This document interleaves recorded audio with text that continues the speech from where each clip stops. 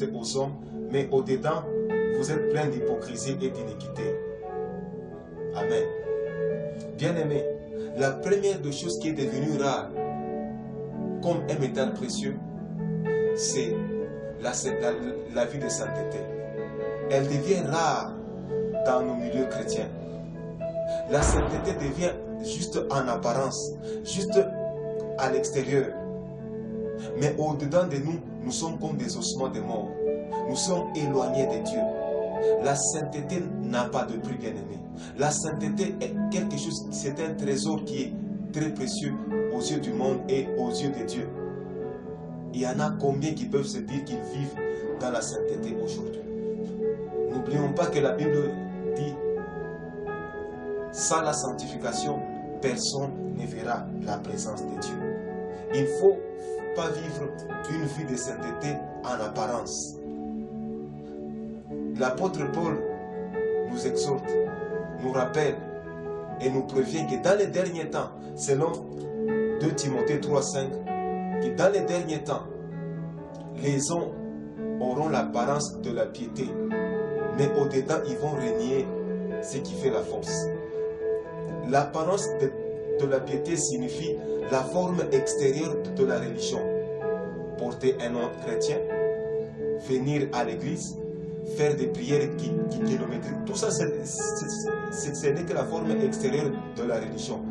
Mais ce qui est important pour Dieu, la première valeur chrétienne, c'est la vie de la sanctification. Nous devons faire un effort pour vivre dans la vie de sainteté, parce que c'est très précieux aux yeux de Dieu. C'est devenu rare parmi nous, les chrétiens. La deuxième des choses qui est devenue rare comme un métal précieux au milieu de nous chrétiens, c'est quoi? C'est vivre dans la crainte de Dieu. Bien-aimés, pour voir qu'une personne marche dans la crainte de Dieu, souvent on l'expérimente lorsque cette personne se retrouve dans un milieu païen, où tu es en train de travailler, où tu n'es pas à côté de ton pasteur, ou un autre chrétien qui pourra te voir. C'est là qu'on expérimente vraiment la vie de la crainte de Dieu. Souvenez-vous de Joseph en Égypte. Bien qu'il était dans la maison de Potiphar, bien que la femme de Potiphar lui avait fait des avances, elle a refusé de succomber à la tentation parce qu'il marchait dans la crainte de Dieu. Souvenez-vous de Daniel qui était à Babylone avec ses compagnons. Bien qu'il y avait beaucoup de privilèges, bien qu'il y avait beaucoup de choses, il y avait beaucoup de nourriture. Mais Daniel et ses compagnons ont dit, nous n'allons pas toucher à la nourriture du roi. En faisant cela, Dieu les a honorés. Dieu les a donné une sagesse supérieure. Des fois, nous ne sommes pas puissants dans ce monde parce que nous vivons comme le monde. Il n'y a plus de crainte de Dieu au milieu de nous. La crainte de Dieu doit s'expérimenter même au service. Combien de chrétiens aujourd'hui vivent dans les compromis à cause de certains avantages, dans la corruption, dans les compromis moraux, pour certains avantages, vivent-elles dans la crainte de Dieu? Bien-aimés, la crainte de Dieu n'a pas de prix. Et la Bible dit ceci, l'amitié pour Dieu est pour ceux-là qui le craignent. Et la Bible nous rappelle dans le livre de 2 Corinthiens 7, le premier verset. Puisque nous avons les promesses auprès de Dieu, nous devons achever notre sanctification dans la crainte de Dieu. La troisième des choses qui est devenue rare au milieu des chrétiens, c'est la vie de consécration. Vous pouvez lire ça dans Juge 13, 3 à 5. La Bible dit ceci, Dieu avait envoyé un ange auprès de la femme de Manoah, qui était stérile, pour lui annoncer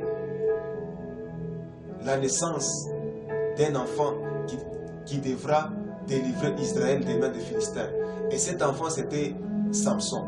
L'ange avait donné des prescriptions, lui disant, parce que cet enfant sera consacré dans le sein de sa mère, premièrement, voici ce que tu dois observer. Tu ne vas rien manger d'impur et tu ne vas pas boire des liqueurs enivrantes. Et quand cet enfant va naître, le rasoir ne te va jamais passer sur sa tête parce qu'il est déjà consacré. Bien aimé, la vie de consécration n'a pas de prix. Combien de chrétiens aujourd'hui peuvent-ils dire que je vis encore une vie consacrée? Être consacré, cela signifie tu es mis à part pour l'éternel. La Bible dit ceci, on ne peut pas servir deux maîtres à la fois. Soit tu aimeras l'un et tu haïras l'autre. Soit tu aimeras l'autre et tu haïras l'autre. Il y en a combien qui vivent dans une vie de consécration totale? La source, le secret de la puissance, de l'onction, de l'autorité spirituelle pour un enfant de Dieu réside dans sa vie de consécration. Lorsque tu as une vie consacrée, tu verras la différence. Si Samson était puissant au milieu des enfants d'Israël, face à ses ennemis, parce qu'il était consacré, le jour qu'on avait touché à sa consécration, qui était ses cheveux, bien aimé, il avait perdu sa force et il est devenu comme un homme ordinaire. Quelqu'un qui est consacré n'est pas comme un homme qui est ordinaire parce qu'il est mis à part. La consécration n'a pas de prix. La quatrième des choses qui est devenue rare au milieu des enfants de Dieu, c'est passer du temps dans la présence de Dieu. À cela, nous prenons le livre d'Exode 5, à partir du 5e verset. Écoutez ceci. Il est écrit, Pharaon dit, voici ce peuple est maintenant nombreux dans le pays, et vous lui feriez interrompre ses travaux. C'est lorsque Moïse s'était présenté devant Pharaon pour dire à Pharaon, laisse aller mon peuple. Ce sont les paroles que Pharaon était en train de dire à Moïse. Et ce jour même, Pharaon donna cet ordre aux inspecteurs du peuple et aux commissaires. Vous ne donnerez plus comme auparavant de la paille au peuple pour faire des briques. Qu'ils aillent eux-mêmes ramasser de la paille. Vous leur imposerez néanmoins la quantité de briques qu'ils faisaient auparavant. Vous n'en retrancherez rien, car ce sont des paresseux. Voilà pourquoi ils crient en disant, allons offrir des sacrifices à notre Dieu. Que l'on charge de travail ces gens, qu'on s'en occupe, et ils ne prendront plus garde à des paroles mensongères. Les inspecteurs du peuple et les commissaires vinrent dire au peuple, ainsi parle Pharaon, je ne vous donnerai plus de la paille. Allez vous-même vous procurer de la paille et où vous en trouverez, car l'on ne retranchera rien de votre travail. Bien-aimés, par ce texte, qu'est-ce que nous comprenons?